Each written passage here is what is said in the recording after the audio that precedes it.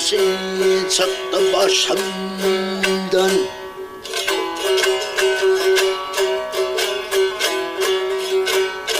Zahirin imzası gitti başımdan.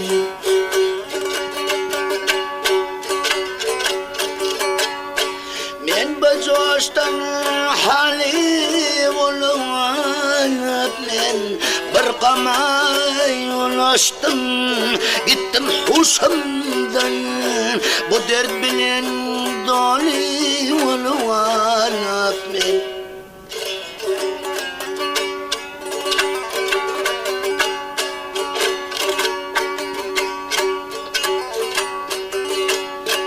Yiğitlik pazlimni qışın etirdim, kamillik istesin derya batırdım. Büyük fikre galip aklım yitirdim, bir eken ölü olup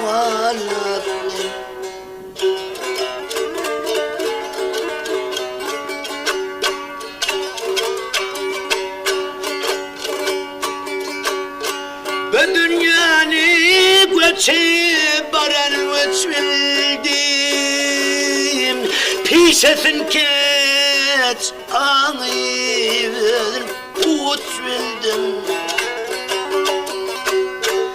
Ömün oyun gördüm, sonunu hiç bildim, halk içinde deli olup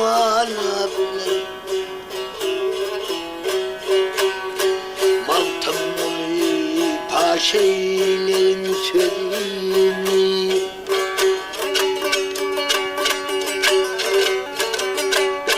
Maltamule paşeylerin sözünü pelek musti hak etmeyen gözünü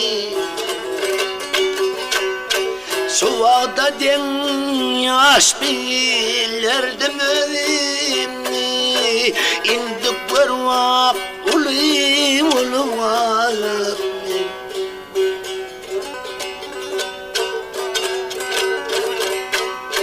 Suvada den yaş bilirdim özümü Bu vağda den yaş bilirdim özümü indik varvak uli